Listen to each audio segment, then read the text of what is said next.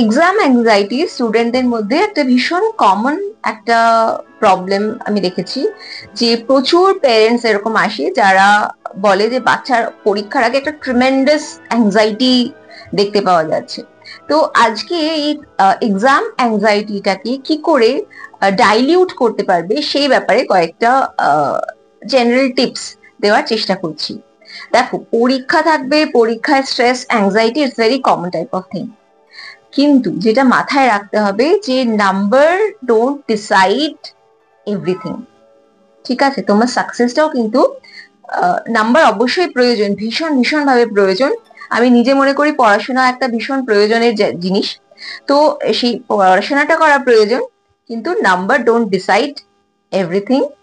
তো সেই জন্য নিজের প্রতি একটু কাইন্ড থাকা, জেনারেস থাকা, জেন্টল থাকা ইজ ভেরি ইম্পর্টেন্ট। এরপর যে স্টেপস গুলো তোমরা করবে, নাম্বার 1 হচ্ছে যে একটা ভাস্ট সিলেবাস যখন পাবে সেটাকে দেখে ভয় পেও না, ভয় পাওয়ার কিছু নেই। সেটাকে স্টেপ বাই স্টেপ ভেঙে নাও, যে কিভাবে পড়লে তোমার সুবিধা হবে, যে কোন টাইমে একটা রুটিন, একটা স্কেডিউল করে নিতে পারো। প্রয়োজন হলে এক্ষেত্রে টিচারের বা বাবা মায়ের বা দাদা দিদিদের হেল্প তোমরা নিতে পারো। নাম্বার 2 হচ্ছে সেটা হচ্ছে টেস্ট টেকিং টেকনিক। প্রিপারেশন যখন করছো বা যখন মোটামুটি একটা জায়গায় চলে এসেছে, তখন মাল্টিপল টাইমস মক টেস্ট দাও। এটা তোমাদের কনফিডেন্সটাকে বাড়াবে। এছাড়া দেখবে ইন্টারনেটে প্রিভিয়াস ইয়ারের কোয়েশ্চেন পেপার অ্যাভেলেবেল, আজকাল তো আনসার স্ক্রিপ্টও অ্যাভেলেবেল থাকে। তো সেইগুলো নাও, নিয়ে বারবার বারবার প্র্যাকটিস করো।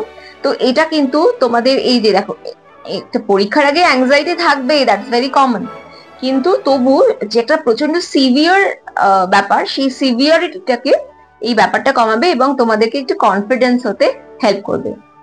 এছাড়া সেটা হচ্ছে যে breathing exercise, that is the third point which you should practise, বা অ্যাটেনশন শিফটিং টেকনিক। এই অ্যাটেনশন শিফটিং টেকনিকটাও ভীষণ ইম্পর্টেন্ট।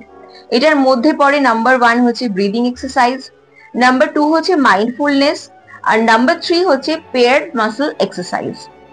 ব্রিদিং এক্সারসাইজ তোমরা বক্স ব্রিদিং প্র্যাকটিস করতে পারো। মাইন্ডফুলনেস যে কোনো, যেটা তোমাদের সুবিধা হবে। আমি নিজে মান্ডালা আর্টটাকে মাইন্ডফুল থেরাপি হিসেবে প্র্যাকটিস করাই, তো সেটা তোমরা প্র্যাকটিস করতে পারো। এছাড়া shifting attention technique, that is also important. Fourth সেটা হচ্ছে sleep is playing a very important and vital role. এটা কেউ বিশ্বাস করতে চায় না, বাট 8 ঘন্টার ঘুম ইজ ভেরি ইম্পর্টেন্ট।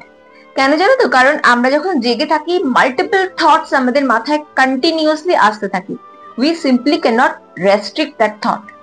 এবারে তুমি যদি এই ব্যাপারটাকে ঘুমাও, তুমি যদি স্লিপ, একটা প্রপার স্লিপ স্কেডিউল তুমি নিজের তৈরি করে নিতে পারো, তাহলে that sleep schedule will actually help you.